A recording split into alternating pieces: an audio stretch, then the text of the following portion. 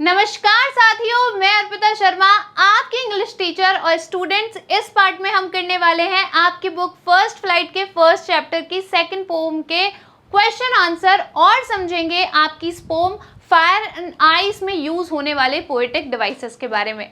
तो चलिए जल्दी से शुरू करते हैं, एक बार फटाफट से इस पोम को पढ़ लेते हैं। देखिए, some say the world will end in fire, some say in ice. From what I have tasted of desire, I hold with those who favor fire. But if it had to perish twice, I think I know enough of hate to say that for destruction ice is also great and would suffice. ठीक है, तो यहाँ पे poetic devices को ढूंढने से पहले, उनको समझने से पहले एक बात का ध्यान रखिए स्टूडेंट्स कि यहाँ पे जो हमारा फायर वर्ड यूज हुआ है ये किसको सिंबलाइज कर रहा है? ये सिंबलाइज कर रहा है आपकी बर्निंग डिज़ायर्स को, यानी कि ह्यूमन की जो बर्निंग डिज़ायर्स है, उसकी जो इच्छाएं हैं, उनको क्या कर रहा है? ये सिंबलाइज कर रहा है स्टूडेंट्स। और आपका जो आइस है वो किसके बारे में बता रहा है? किसको सिंबलाइज कर रहा है? आइस कोल्ड हेट्रेड को, कि मनुष्य के अंदर, ह्यूमंस के अंदर जो इतनी नफरत है, इतनी आइस कोल्ड हेट्रेड है, इतनी ज़्यादा नफरत है, उसको क्या रिप्रेजेंट कर रहा है? यहाँ पे आइस जो है आपका रिप्रेजेंट कर रहा है। ठीक है, समझ में आ गया? हमने पढ़ा था कि जो हमारे पोइट हैं वो कह रहे हैं कि ये जो वर्ल्ड है वो दो तरीके से एंड हो सकता है, या तो ह्यूमन की डिज़ायर की वजह से अंत हो जाएगा इस वर्ल्ड का एक दिन, या फिर जो हेट्रेड है ह्यूमंस के अंदर, उनके अंदर एक दूसरे को लेकर, उससे भी जो वर्ल्ड है वो एंड हो सकता है। अब समझते हैं इस पोम में यूज होने वाले पोएटिक डिवाइसेस के बारे में। तो देखिए, सबसे पहला हमारे पास पोएटिक डिवाइस है सिंबोलिज्म। सिंबोलिज्म यानी कि कोई ऐसी चीज जो किसी का प्रतीक बनती है, किसी चीज के बारे में आपको बताती है। तो यहाँ पे सिंबोलिज्म क्या है? हमने अभी पढ़ा है कि यहाँ पे स्टूडेंट्स जो फायर यूज हुआ है और आइस जो यूज हुआ है वो क्या है? यहाँ पर सिंबोलिज्म है, क्योंकि ये क्या बता रहा है? फायर तो आपका बता रहा है डिजायर्स के बारे में, और आइस जो है वो बता रही है आपके हेट्रेड के बारे में। ठीक है, तो यहाँ पे पहला पोएटिक डिवाइस आपको समझ में आ गया। सिंबोलिज्म किस किस में यूज हुआ है? आपका फायर में यूज हुआ है, और किस में यूज हुआ है? आइस में यूज हुआ है। ठीक है, सिंपल, समझ में आ गया। चलिए दूसरा देखिए, इंजॉयमेंट। इंजॉयमेंट यानी क्या होता है? Continuation of a sentence. क्या होता है? Continuation of a sentence. कोई ऐसी बात या वाक्य जो सिर्फ एक सेंटेंस में कंप्लीट नहीं होता, एक लाइन में कंप्लीट नहीं होता, किसी भी पोम में वो दूसरी लाइन तक चलता है, वहाँ पे हमारा दूसरा पोएटिक डिवाइस यूज होता है, जो कि है इंजॉयमेंट। अब समझिए कि इस पोम में आपका जो इंजॉयमेंट है वो कहाँ पे यूज हुआ है। देखिए, एक लाइन पढ़िए, from what I have tested of desire, कि जो मैंने चखा है डिजायर के बारे में, है ना? क्या कह रहे हैं पोएट? कि मैंने इच्छाओं को भी चखा है। अब ये जो सेंटेंस है बच्चों, ये जो लाइन है वो अपने आप में क्या दे रही है? एक अर्थ दे रही है। आपको समझ में आ रहा है कि पोएट जो है वो क्या कहना चाह रहे हैं। लेकिन ये जो लाइन है ये यहीं पे कंप्लीट नहीं हुई है, बल्कि इसके आगे भी एक और लाइन है। क्या है वो? I hold with those who favour fire, कि मैं उनके साथ हूँ जो किसको फेवर कर रहे हैं? फायर को फेवर कर रहे हैं, आग को फेवर कर रहे हैं। तो हमारा जो मीनिंग था स्टूडेंट्स वो इस लाइन में भी कंप्लीट हो रहा था, लेकिन पोएट ने इस मीनिंग को सेकंड लाइन तक क्या किया है? कंटिन्यू किया है। और सेकंड लाइन में जाके हमें क्या मिला है? फुल स्टॉप मिला है, यानी कि सेकंड लाइन में जाके हमारा जो सेंटेंस है वो कंप्लीट हो रहा है। तो यहाँ पर क्या हो जाएगा? फिर आपका इंजॉयमेंट हो जाएगा। ठीक है, समझ में आ गई बात?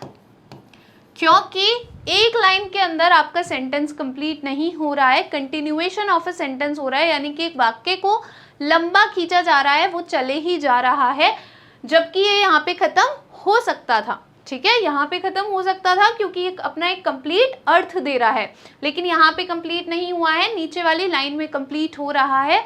तो यहाँ पे क्या आ जाएगा? इंजॉयमेंट आ जाएगा। समझ में आ गई बात? सिंपल।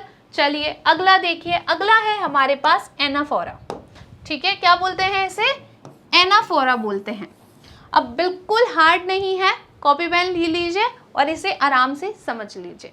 एनाफोरा क्या होता है स्टूडेंट्स? एनाफोरा यानी होता है रिपीटेशन ऑफ वर्ड्स। वर्ड्स का, शब्दों का बार बार क्या होना, यूज होना, रिपीटेट होना, उनको बार बार क्या करना, उनको रिपीट करना, वहां पर क्या आ जाता है, एनाफोरा आ जाता है। जैसे कि आपकी इस पोम में कहां पे यूज हुआ है, देखिए ध्यान दीजिए, फर्स्ट और सेकंड लाइन में क्या लिखा है यहाँ पे, सम से, क्या लिखा है, सम से, और सेकंड लाइन पढ़िए, यहाँ पे भी क्या लिखा है, सम से लिखा है। तो हो गया, दो वर्ड्स हैं, सम से, और इनका बार बार क्या हो रहा है, रिपीटेशन हो रहा है, इनको बार बार यूज किया जा रहा है, तो यहाँ पे सिंपली क्या हो जाएगा स्टूडेंट्स, एनाफोरा हो जाएगा। समझ में आ गई बात? सिंपल है कि अगर वर्ड्स का रिपीटेशन होता है, उनको बार बार यूज किया जाता है, तो वहां पे कौन सा पोएटिक डिवाइस आता है, आपका आता है एनाफोरा। समझ में आ गया? Simple repetition of words. ठीक है, अगला देखिए, अगला है हमारे पास एलिट्रेशन। एलिट्रेशन यानी क्या होता है स्टूडेंट्स? एलिट्रेशन यानी होता है रिपीटेड साउंड। क्या होता है? रिपीटेड साउंड, यानी कि किसी साउंड का, ध्वनि का बार बार रिपीट होना, वहां पे कौन सा पोएटिक डिवाइस आता है, एलिट्रेशन आता है। कौन सा आता है? एलिट्रेशन आता है। अब यहाँ पर देखिए, इस पोम में आपका एलिट्रेशन कहाँ पे हो रहा है स्टूडेंट्स? तो आपका हो रहा है, एक वर्ड पढ़िए, फेवर फायर। क्या आ रहा है? Favour fire. तो यहाँ पे क्या हो रहा है, आपके वर्ड का रिपीटेशन हो रहा है। क्या हो रहा है? वर्ड का रिपीटेशन हो रहा है। और कहीं सेम वर्ड है क्या? और कहीं सेम साउंड है क्या कहीं? बिल्कुल है। फर्स्ट लाइन देखिए, वर्ल्ड विल। क्या है? World will. यहाँ पे जो व की साउंड है वो बार बार क्या हो रही है, रिपीट हो रही है। तो यहाँ पे हमारा क्या हो जाएगा, इन दोनों वर्ड्स में एलिट्रेशन हो जाएगा। समझ में आ गई बात? एलिट्रेशन कहाँ पर होता है? जहाँ पे रिपीटेशन ऑफ साउंड होता है। और एनाफोरा कहाँ पे होता है? जहाँ पे रिपीटेशन ऑफ वर्ड्स होता है। ध्यान रखिएगा इस बात को। ठीक है, समझ में आ गया। चलिए अगला देखिए, इमेजरी। इमेजरी मैंने आपको बताया था पहले भी कि इमेजरी यानी क्या होता है स्टूडेंट्स? जब आप कोई ऐसी पोम पढ़ें जिसको आप इमेजिन कर पाएँ, आपके जो सेंसेस हैं वो अचानक से क्या हो जाए, एक्टिव हो जाए, वहाँ पे हमारा पोएटिक डिवाइस होता है इमेजरी। अब जैसे अगर मैं आपको बोलूँ फायर और आइस, तो ये टैगलाइन सुनते ही आपके मन में कोई ऐसी पिक्चर आ जाएगी। आप क्या कर पाएंगे, आग को, फायर को इमेजिन कर पाएंगे, आइस को इमेजिन कर पाएंगे। तो बहुत ही सिंपल है कि यहाँ पे हम फायर और आइस की बात कर रहे हैं, और ये पूरी जो पोम है उसमें किसका जिक्र हुआ है, फायर एंड आइस का जिक्र हुआ है। तो जैसे ही आप ये वर्ड सुनेंगे, आप क्या कर पाएंगे, इन वर्ड्स को इमेजिन कर पाएंगे, फायर और आइस को इमेजिन कर पाएंगे। इसीलिए यहाँ पे क्या है, इमेजरी यूज हुई है। समझ में आ गई बात? कि जब भी आप किसी पोम को इमेजिन कर पाएँ, आपके सेंसेस एक्टिव हो जाएं, आप उसकी इमेज बना पाएँ, वहाँ पे क्या आ जाता है, इमेजरी आ जाता है। अगला और आखिरी देखिए, मेटाफर। मेटाफर यानी क्या होता है? जब किसी एक चीज का कंपैरिजन दूसरी चीज के साथ किया जाता है, तो वहां पर क्या आ जाता है, मेटाफर आ जाता है। क्या आ जाता है? मेटाफर आ जाता है। जैसे मैंने आपको पहले भी बताया था, चांद जैसा चेहरा, तो वहां पे क्या होएगा, मेटाफर होएगा। क्या होएगा? मेटाफर होएगा। तो यहाँ पे मेटाफर कहाँ पे यूज हुआ है बताइए? फायर में क्या कहा गया है? डिजायर कहा गया है। फायर की तुलना किससे की गई है? डिजायर से की गई है। और जो आपकी आइस है उसकी तुलना किससे की गई है? उसका कंपैरिजन किससे किया गया है? आइस से किया गया है। तो यहाँ पे सिंपली मेटाफर यूज हुआ है। समझ में आ गई बात?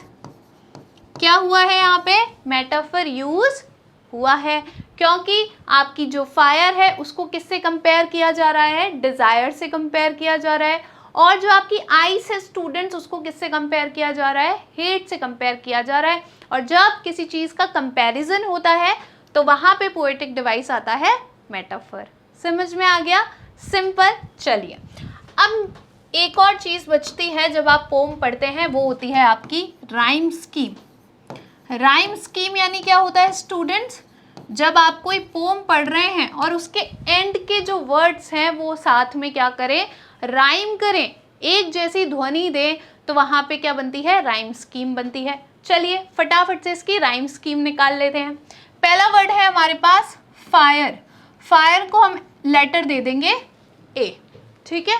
अगला देखिए, फायर और आइस मैच हो रहा है क्या, साउंड सेम आ रही है क्या, नहीं। तो चलिए इसको अलग अल्फाबेट दे देते हैं, इसको अलग लेटर दे देते हैं, हमने इसको दे दिया बी, ठीक है। आ गई बात समझ में? चलिए यहाँ पे है डिजायर। डिजायर और फायर क्या सेम साउंड कर रहे हैं? बिल्कुल सेम साउंड कर रहे हैं, तो इसे भी हम क्या दे देंगे, ए दे देंगे, ठीक है जी। अगला देखिए fire, desire, fire same sound कर रहे हैं क्योंकि हमने ऊपर ही देख लिया है, तो यहाँ पे भी क्या आ जाएगा, ए आ जाएगा, लेटर ए आ जाएगा।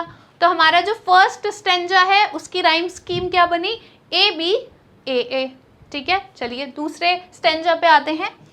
ट्वाइस और आइस, ट्वाइस और आइस सेम साउंड कर रहे हैं, बिल्कुल सेम साउंड कर रहे हैं, तो इसे लेटर बी दे देंगे। चलिए हेट, हेट क्या किसी से भी साउंड सेम कर रहा है, किसी से भी मैच हो रहा है, फायर से आइस से नहीं हो रहा है, बिल्कुल नहीं हो रहा है, तो इसे हम लेटर क्या दे देंगे, सी दे देंगे, ठीक है।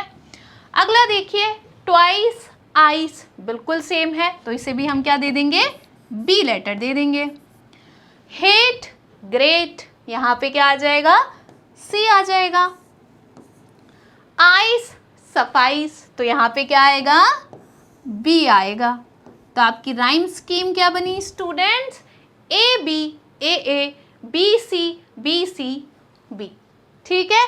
समझ में आ गया? बहुत सिंपल है। चलिए जल्दी से एक काम कीजिए, अपनी बुक खोलिए, उसमें से कोई पोएम उठाइए और उसकी राइम स्कीम निकाल लीजिए, बहुत मजा आएगा। चलिए तो इसकी राइम स्कीम क्या बनी स्टूडेंट्स, यहाँ पे लिख लेते हैं, A B A B C B आपकी राइम स्कीम निकल कर आ गई, ठीक है।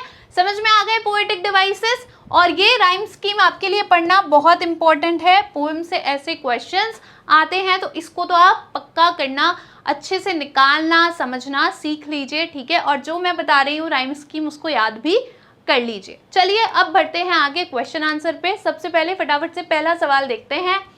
What do the people say about the ending of the world?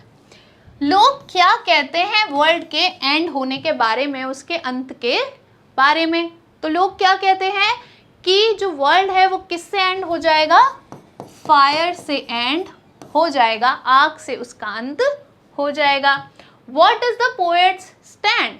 Poet का इस बात पर क्या स्टैंड है, वो किस बात का सपोर्ट कर रहे हैं, वो इस बारे में क्या कह रहे हैं? तो पोएट क्या कह रहे हैं, याद है वो फेवर करते हैं उन लोगों को जो फायर के लिए क्या करते हैं, बोलते हैं कि एंड किससे होएगा वर्ल्ड का, फायर से होएगा।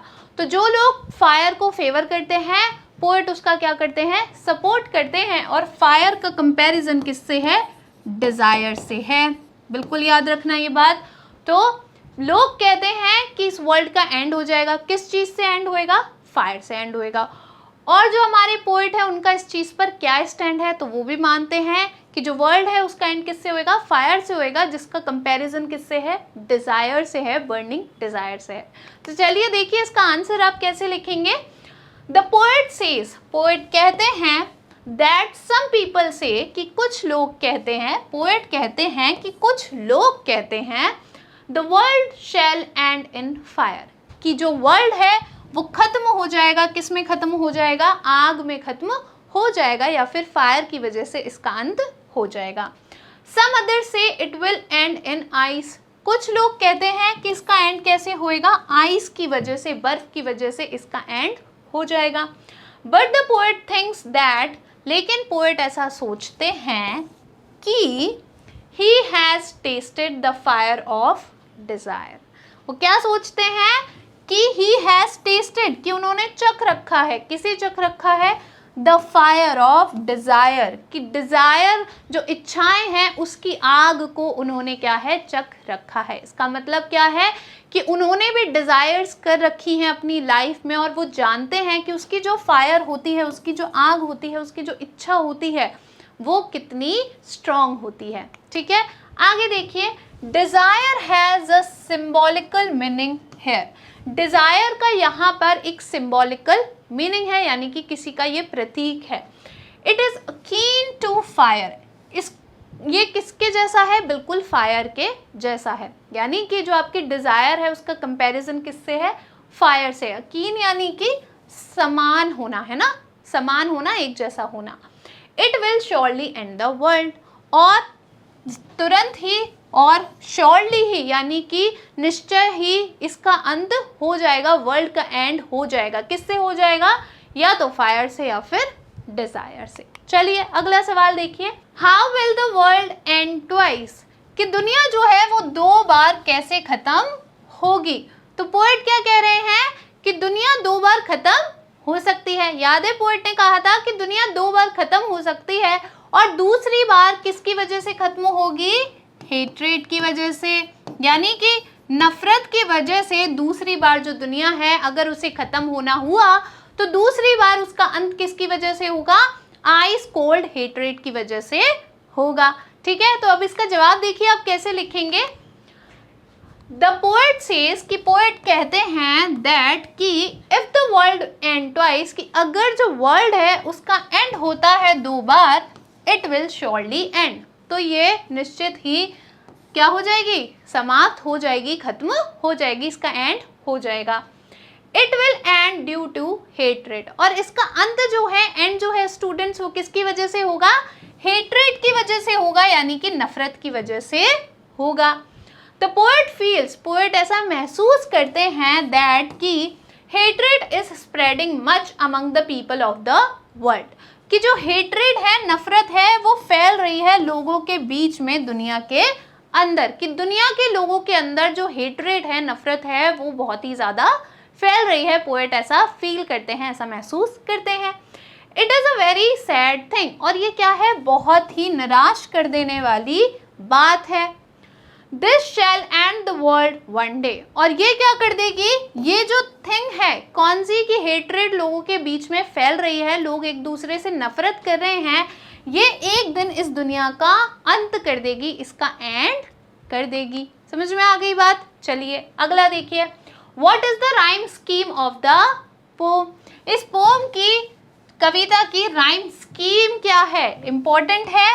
मैंने आपको पहले भी बोला था कि राइम स्कीम आप याद कर लीजिए, ये इंपॉर्टेंट क्वेश्चंस हैं, ये बोर्ड में भी आपके आएंगे। ठीक है, तो राइम स्कीम क्या है, याद कीजिए, A B A A, B C B. ठीक है, how does it help in bringing out the contrasting ideas in the poem, और ये किस तरीके से जो पोम है उसके अंदर जो कॉन्ट्रास्ट है, यानी कि विरोधाभासी जो आइडियाज हैं, विचार हैं, वो पोम के अंदर किस तरीके से क्या कर रही है, शो कर रही है, दिखा रही है, ये जो राइम स्कीम है। ठीक है, तो राइम स्कीम क्या होती है, वर्ड्स का सेम साउंड होना या फिर उनका बदलना भी क्या होती है, राइम स्कीम होती है। तो ये किस तरीके से दिखा रही है कि एक जगह तो क्या कह रहे हैं पोएट की जो वर्ल्ड है उसका एंड किससे होगा, फायर से होगा, तो एक जगह तो फायर का जिक्र हो रहा है, और एक जगह डिजायर का जिक्र हो रहा है, और एक जगह आइस का जिक्र हो रहा है, और एक जगह उसी के साथ में हेट का क्या हो रहा है, अब बात कर रहे हैं हमारे पोएट। तो इसका जवाब देखिए आप कैसे लिखेंगे, आप लिखेंगे the rhyme scheme of the poem is, जो राइम स्कीम है इस पोम की वो क्या है, A B A A, B C B आपकी ये राइम स्कीम है। It helps in bringing out the contrasting ideas, ये किस में मदद करती है, जो विरोधाभासी आइडियाज हैं, विचार हैं इस पोम में, इन द पोम, उसको शो करने में आपकी सहायता करती है।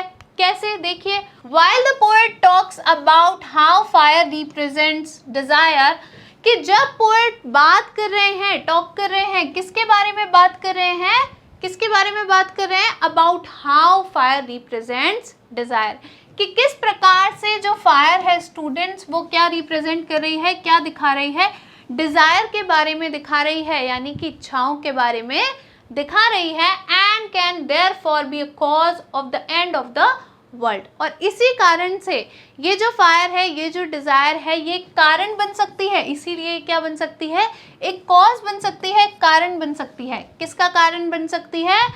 Of the end of the world, दुनिया के एंड होने का कारण बन सकती है।